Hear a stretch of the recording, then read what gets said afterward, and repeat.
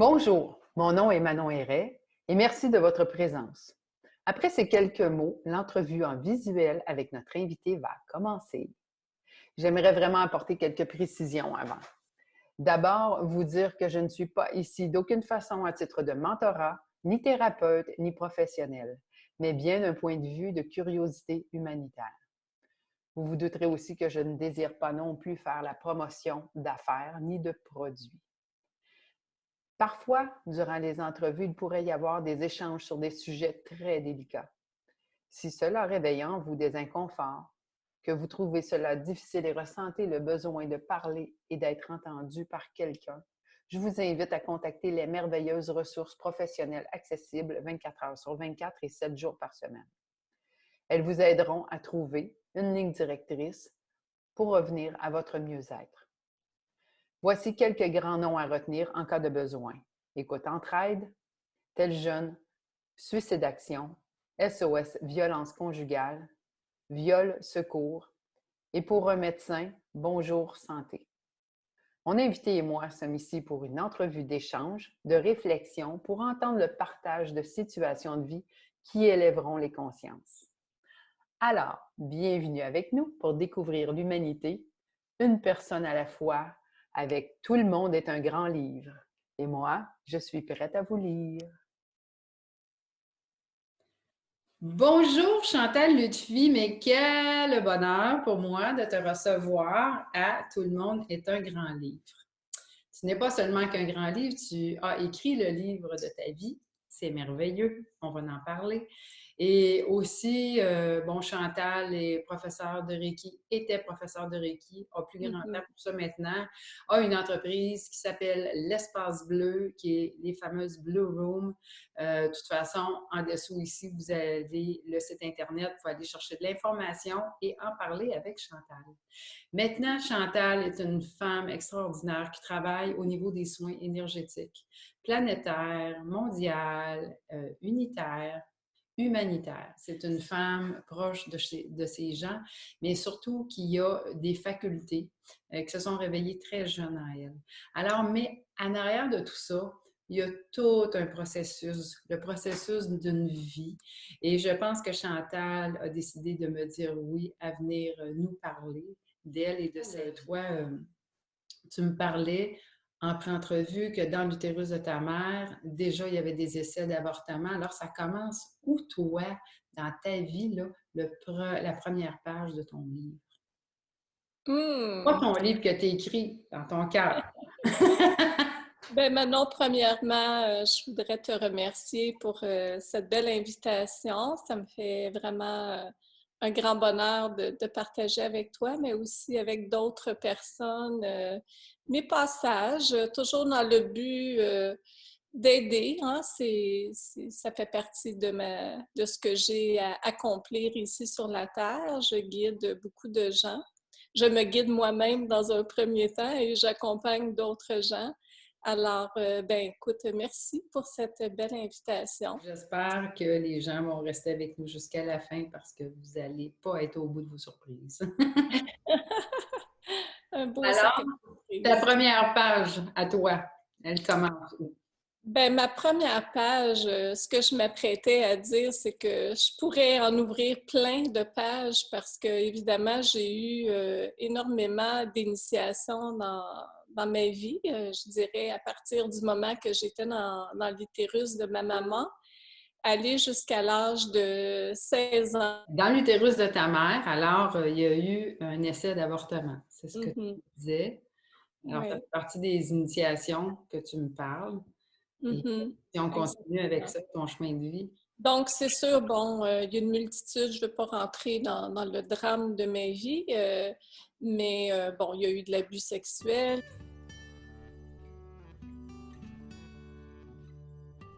Il y a eu de l'abus psychologique.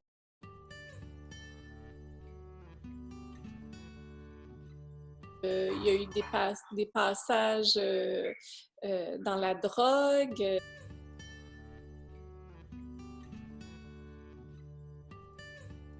Dans plusieurs types d'abus. Mais ma page s'est ouverte, le grand éveil s'est fait à partir du moment où j'ai perdu mon frère. J'avais alors 20 ans. Ça faisait déjà 3 ans que j'habitais avec mon amour. À 16 ans, j'ai rencontré mon amour avec lequel je suis toujours. Et on habitait en appartement. Et à ce moment-là, une journée, j'arrive chez moi, j'étais dans ma journée de congé, je venais d'aller m'acheter du bon chocolat, je m'apprêtais à déguster mon chocolat et j'ai eu l'appel de ma mère m'annonçant que mon frère était mort d'un accident de voiture. Donc, moi, j'avais 20 ans, mon frère, à ce moment-là, avait 22 ans. Puis, ce qui est vraiment particulier, c'est que moi, depuis toujours, j'ai toujours dit à ma mère que j'avais l'impression que je mourrais à 22 ans. Alors, c'est mon frère qui est mort finalement à 22 ans. C'est à partir de ce moment-là que mes facultés en tant que capacité à voir le monde invisible s'est manifesté pleinement parce qu'évidemment, mon frère est mort dans des conditions, bon, il avait pris de la drogue. J'imagine que c'était difficile en famille parce que, bon, ta maman voulait pas avoir d'enfant à ce moment-là quand elle était enceinte de toi.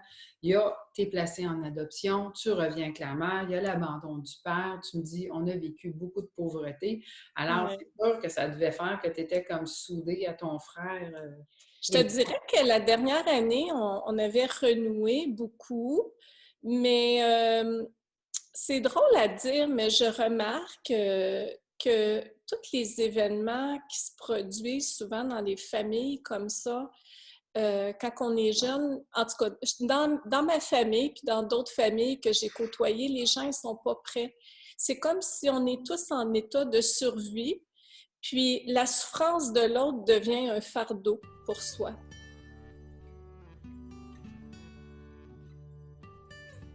Alors, c'est comme si on a toujours été prêts, mais en même temps assez distants les uns des autres. Est-ce que tu pourrais dire que c'est comme des douleurs obligées, vu que c'est dans un nid familial, puis on ne peut pas s'expatrier du milieu familial quand on est jeune, en fait? Oui, exactement.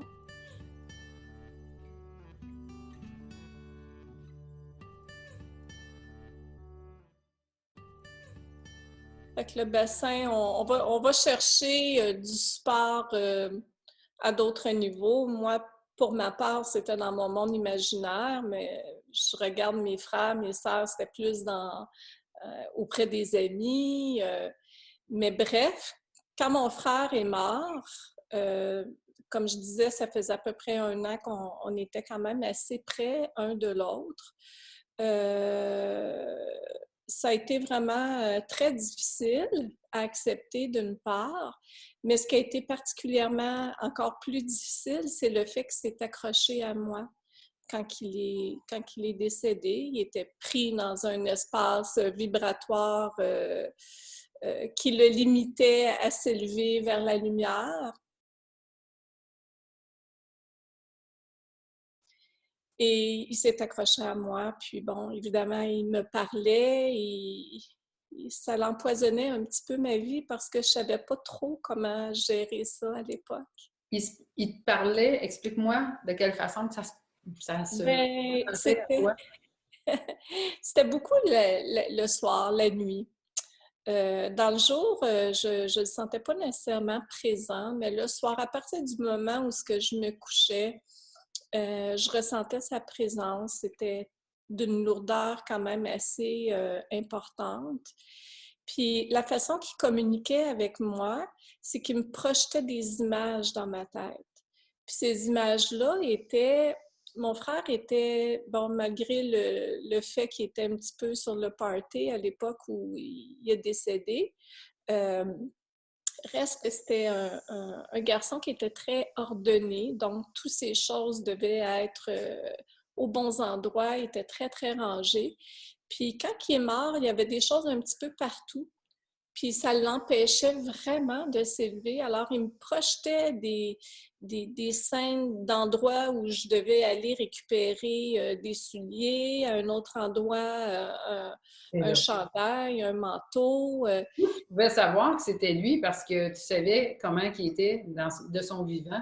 Donc, s'il faisait Ouais. ça de cette Ben, façon, je le voyais aussi. tu le voyais, mon Dieu. Je le voyais vraiment en nombre assez foncé. Je voyais qu'il n'était pas très bien où ce qu'il était. Je pense que ça a été ça, cette ouverture sur le monde subtil, sur le monde des esprits.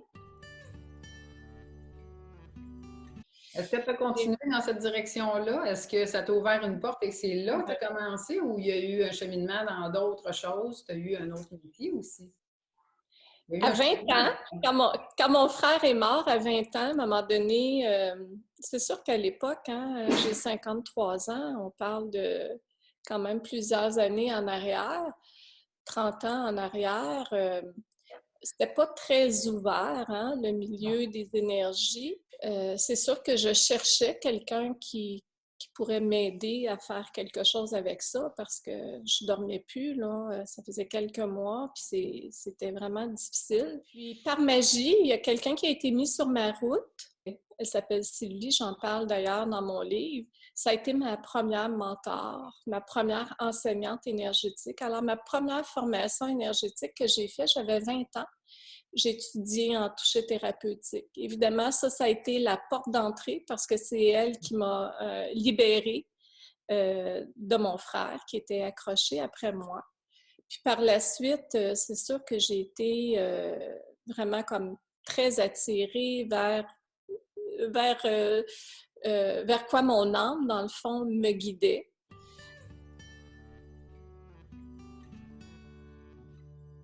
Alors, j'ai fait des enseignements pendant quelques années en ce sens. Là, tu évidemment, es thérapeutique. Là. Également, comme souvent quand on commence dans le milieu énergétique, hein, j'ai appris le tarot, j'ai appris la numérologie, entre autres. Donc, plein de petites approches énergétiques pour ensuite éventuellement laisser tout tomber puis graduellement me reperdre un peu par moment dans la drogue puis dans des passages un petit peu plus ombragés.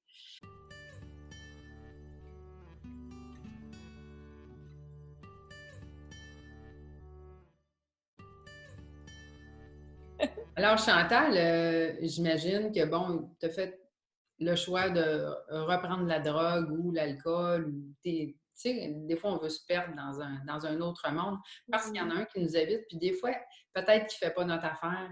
Et c'est ça qui faisait qu'à un moment donné, tu voulais-tu essayer d'oublier ça ou tu avais envie? Il y a beaucoup de gens qui se découvrent des talents, on va dire, d'ailleurs, et puis ils ne sont pas capables de faire avec. Donc, ils vont saouler ça, ils vont droguer ça, ils vont fuir ça d'une façon ou d'une autre. Est-ce que c'était ton cas, toi? C'est pour ça que tu avais recommencé à prendre la drogue? Moi, je dirais que c'est un peu des deux, dans le sens où, oui, j'ai eu beaucoup, beaucoup de difficultés à gérer et accepter mes facultés psychiques.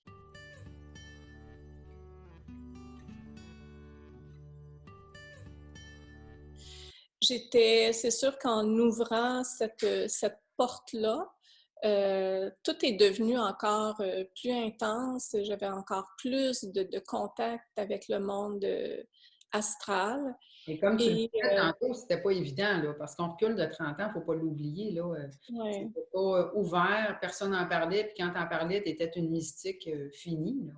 Oh, moi, j'en parlais pas. Moi, j'ai toujours été excessivement discrète sur ce que je voyais, sur ce que j'entendais, parce que, bon, là, je compte l'épisode de quand j'avais 20 ans, mais je voyais des choses bien avant ça. Je voyais l'orage.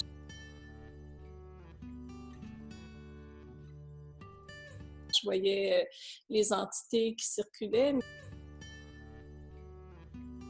Mais je restais vraiment comme très prudente parce qu'évidemment, je n'avais pas eu nécessairement des bonnes expériences en l'exprimant. J'étais souvent vue comme la personne qui avait beaucoup trop d'imagination. Alors, je vivais beaucoup de solitude avec ce que je portais. Rajouter à ça un mal à l'âme qui est là depuis toujours, puis même encore, je dois travailler constamment sur ce mal à l'âme-là. J'ai toujours un fond en moi qui s'ennuie de la maison. Même si je réussis quand même à être heureuse, à être bien. J'aimerais souligner pour les gens qui nous écoutent que le retour à la maison n'est pas la maison, notre demeure sur la terre, mais de revenir où on vient, l'endroit de la création même. C'est ce qu'elle appelle la maison, Chantal. Il y a une partie de moi qui s'ennuie depuis toujours de où ce que je viens, mais bon, j'ai appris à vivre avec ça et je réussis quand même à être très, très heureuse.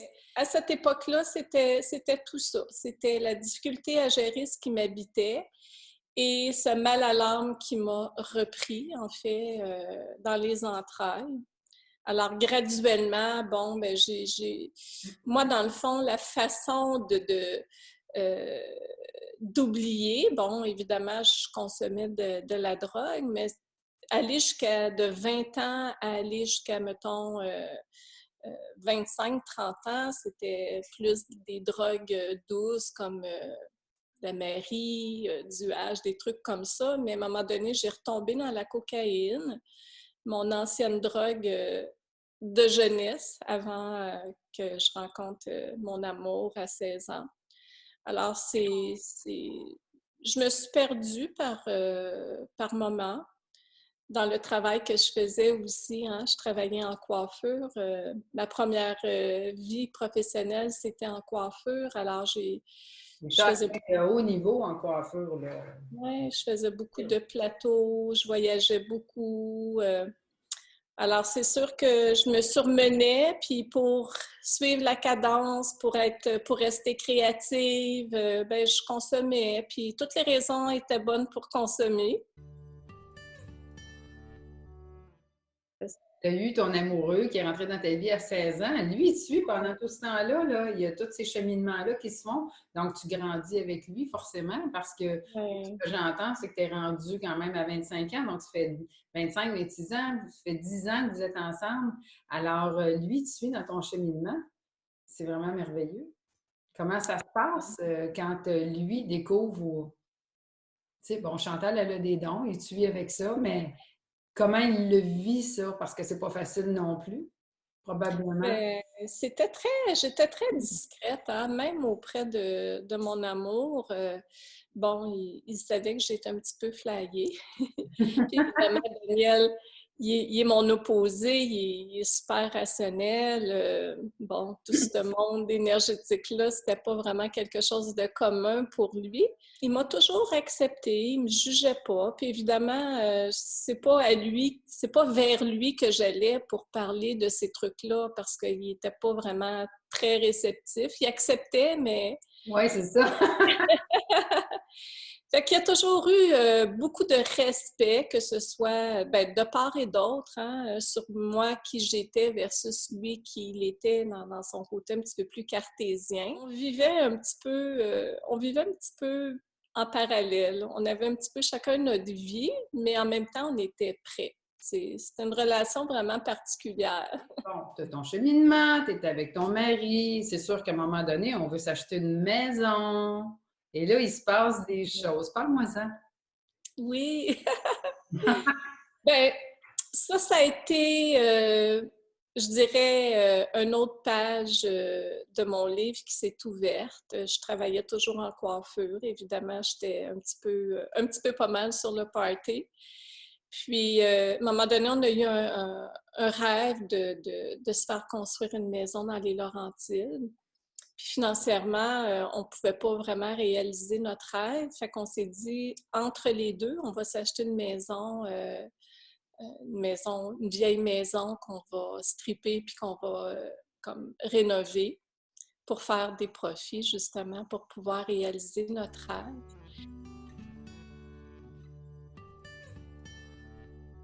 Et on a trouvé la maison parfaite, mon Dieu, vieille maison, mais avec un potentiel incroyable.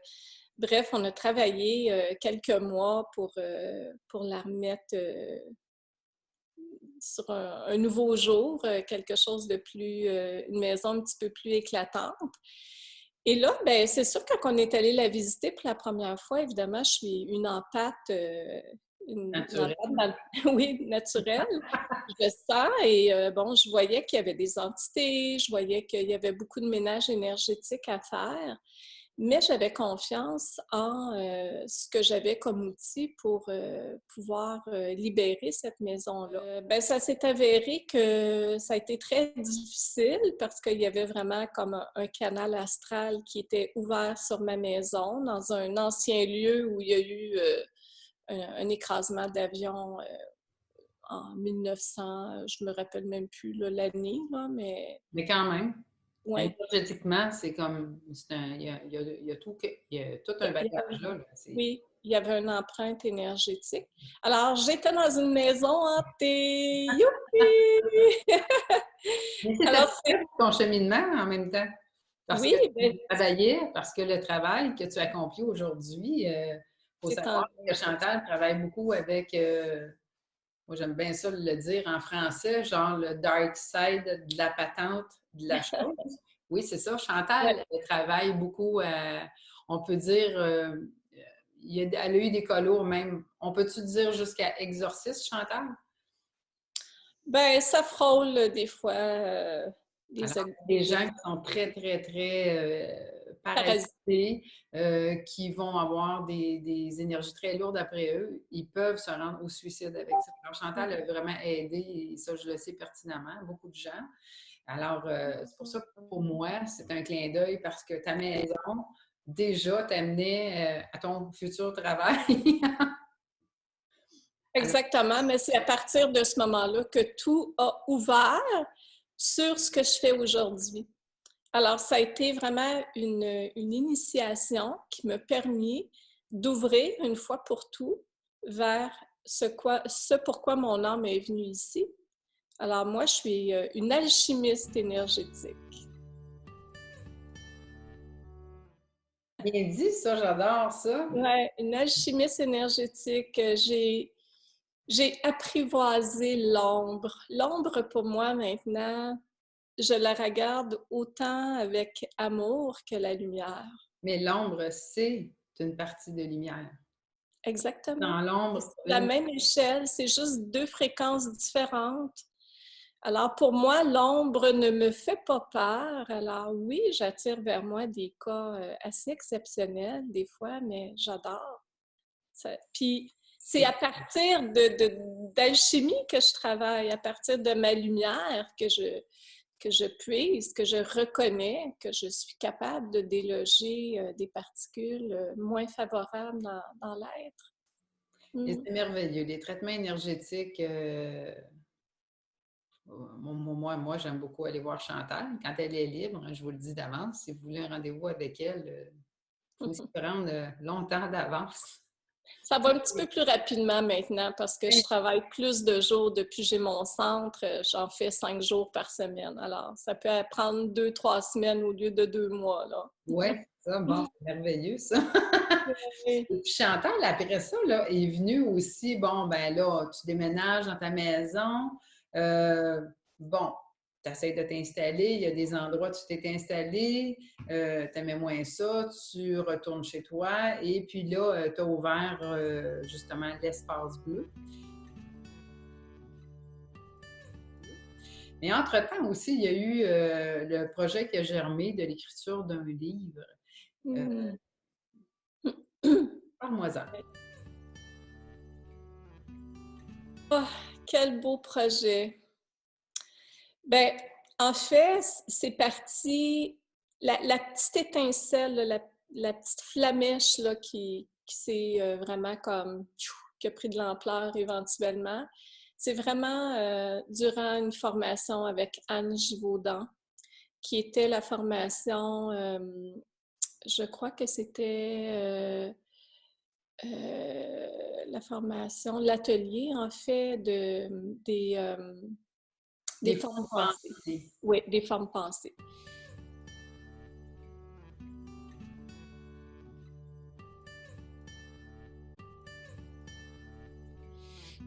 je cherchais c'était quelle parce qu'il y en avait plusieurs. Puis bref, à la fin de l'atelier, on devait aller dans le centre du groupe et de mimer un projet qu'on voulait voir se réaliser dans le futur, mais qu'on y croyait, mais qu'on n'y croyait pas parce que c'était trop gros.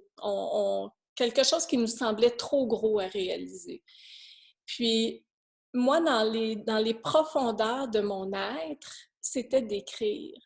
Mais moi, j'ai toujours été une grande complexée de l'écriture parce que, bon, évidemment, quand j'étais petite, j'étais tellement en mode survie que j'étais pas à l'école. Là. Ma tête était pas là du tout, du tout. Fait que j'ai eu beaucoup de difficultés d'apprentissage, donc beaucoup de difficultés à apprendre à écrire. Le résultat a été que, mon Dieu, je faisais tellement de fautes d'orthographe. Fait que pour moi, je voulais écrire un livre, mais c'était inimaginable parce que je portais ce complexe d'infériorité en lien avec l'écriture. J'ai mimé quand même comme quoi j'écrivais, puis les jours, les semaines ont passé. Puis à un moment donné, c'est qu'il y a des images qui se sont présentées à moi. Ça a commencé par un titre. Un matin, je me suis levée, puis ça l'a descendu. Le titre était « Né de la goutte sans visage ». Il y a toute une histoire dans ça. Si vous lisez mon livre, vous allez pouvoir la découvrir, mais il y a eu plein de synchronicités. Donc, il y a eu, entre autres, le titre qui est descendu. Ensuite, je me suis vue en train d'écrire mon livre. Bref, j'ai suivi l'appel.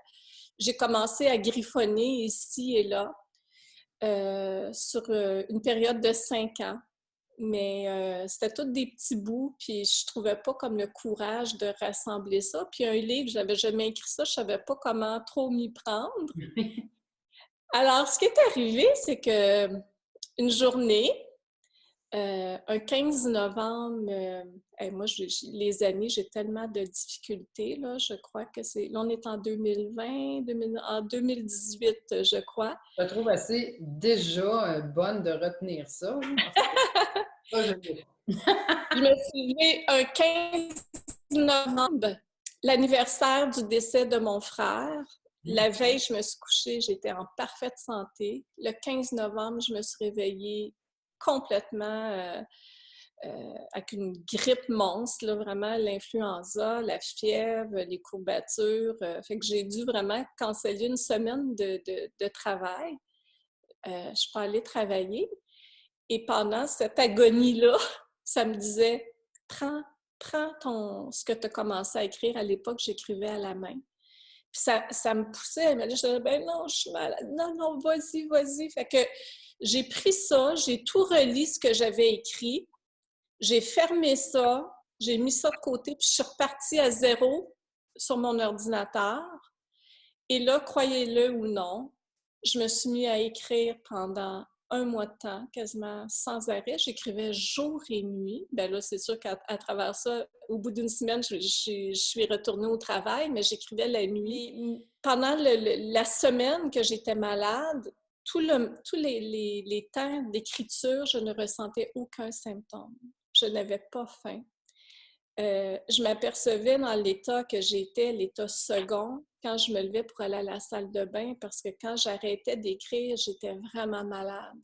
Quand je revenais à l'écriture de mon livre, plus aucun symptôme.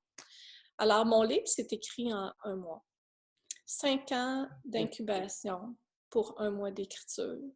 Et là, je ne me posais pas de questions là, à savoir c'est quoi qui va dans le chapitre 1, dans le chapitre 2.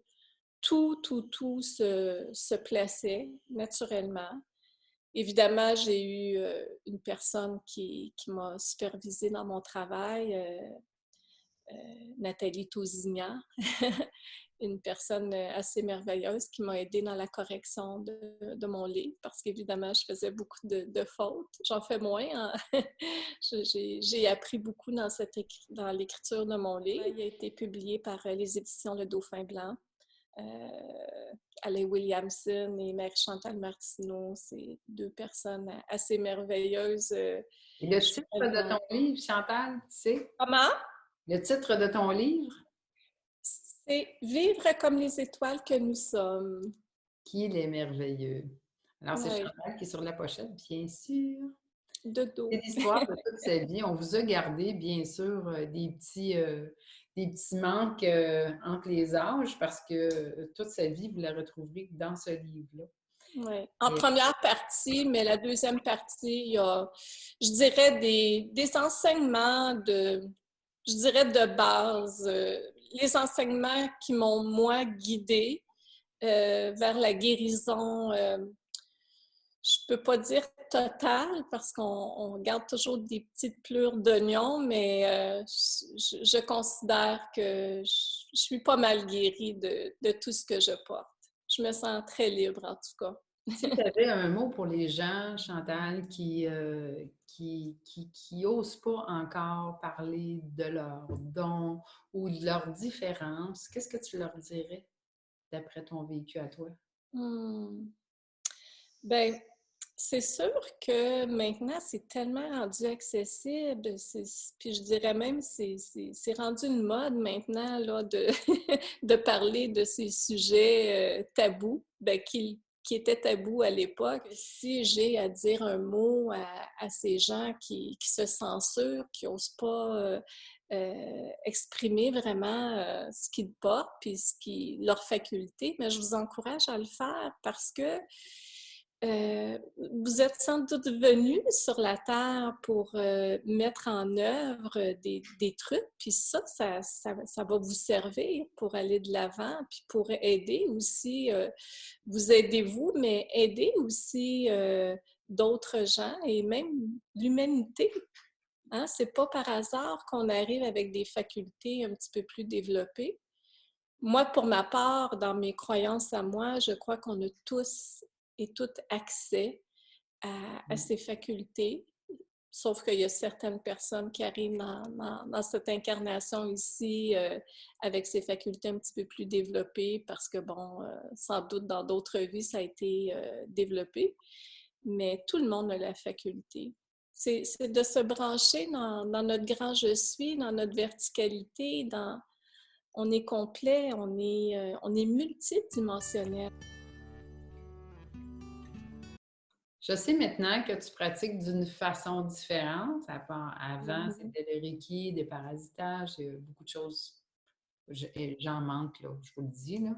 Chantal pourrait vous énumérer ça, mais il y en aura une page. Et puis, tout le travail énergétique qu'elle fait. Mais je sais que dernièrement, tu pratiques d'une façon différente parce que tu as envie d'en parler. Oui. Oui.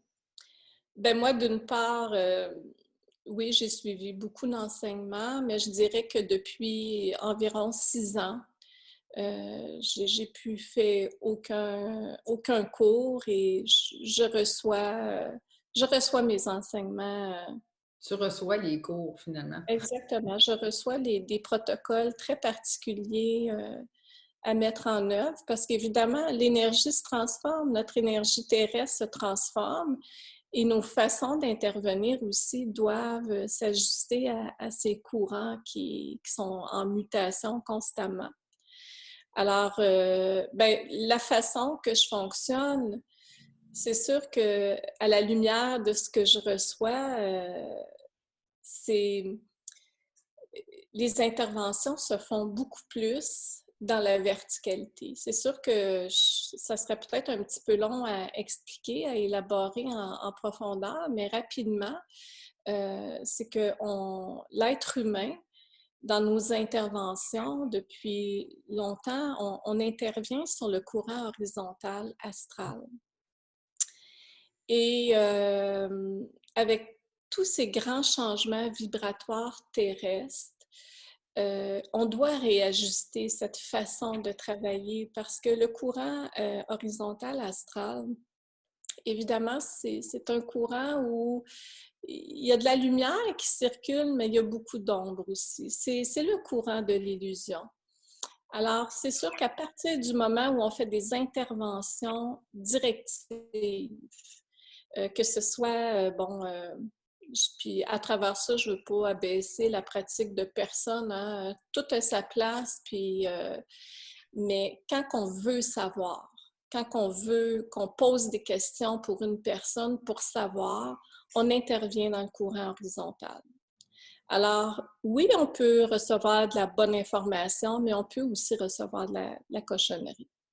Alors que quand on travaille dans le courant vertical, c'est un courant qui n'a aucune directivité. Alors moi, je travaille comme ça. Quand je fais des soins, je dis toujours aux gens qui m'appellent pour avoir des explications sur ce que je fais, les gens, ils sont beaucoup dans le besoin de recevoir de l'extérieur. Hein. Ils veulent des messages. Mais moi, je dis toujours, je suis la thérapeute la plus plate, dans le sens où s'ils s'attendent de recevoir des messages, les chances de recevoir un message sont très minces. Je vous explique rapidement.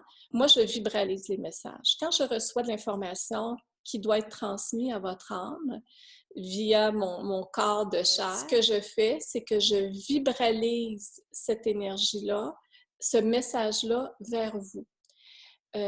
Donc, à la fin du soin, la personne repart avec ce qu'elle porte dans son champ vibratoire et ce qui va avoir à se révéler dans les jours qui suivent, ça va popper dans ses rêves ou elle va en prendre connaissance naturellement.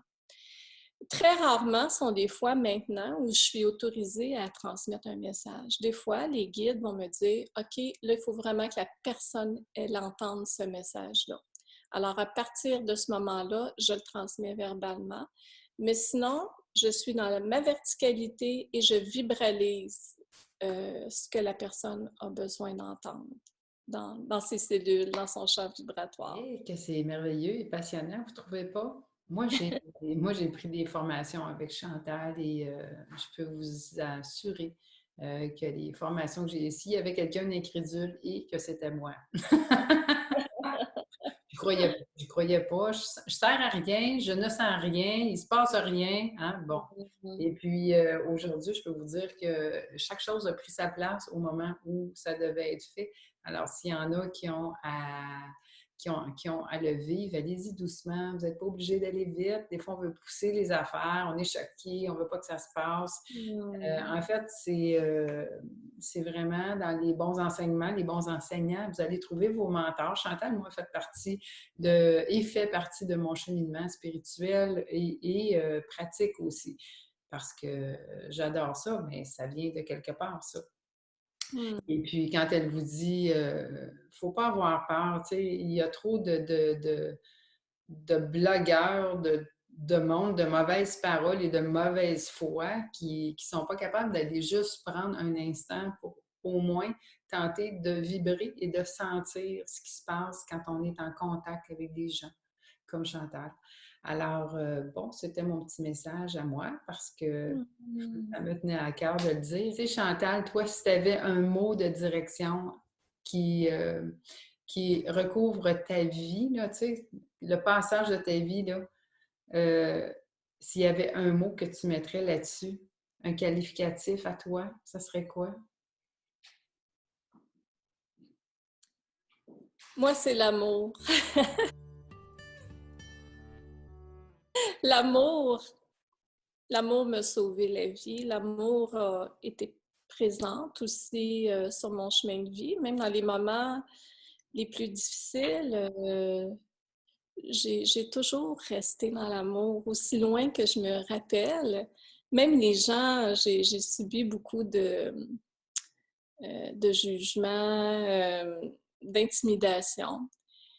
Et d'aussi loin que je me rappelle, j'étais pas en colère contre ces gens-là. Je les haïssais pas. Je les aimais malgré tout.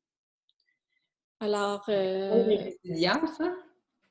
très résilient, très résiliente. Mais l'amour que je porte, c'est ce qui m'a permis de passer au travers la vie. Ma chatoune est arrivée en arrière. Mes gardiens. Je te remercie vraiment beaucoup, Chantal, pour avoir été avec nous. Pour tout le monde est un grand livre. Et je vous invite tout le monde à aller lire le livre que je vous mets tout de suite en image. Après, vous allez avoir le lien. Vous pourrez le lire, le déguster et prendre un peu de l'expérience de Chantal Lutfi.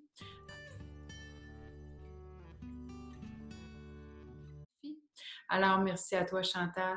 Passe une Merci, Manon. merci. Merci. Merveilleuse. Et merci à vous tous d'avoir écouté cette émission. Puis ça me fait vraiment très plaisir d'avoir participé puis partagé un petit peu mon vécu. Et vous pourrez aller voir aussi sur sa page Facebook, suivez-la. Maintenant, elle fait des beaux, tu fais des beaux lives, j'ai vu ça, c'est merveilleux. Avec beaucoup d'enseignements là, pour ouvrir vos cœurs. Alors, à la prochaine. Bye. Bye, Manon. Bye.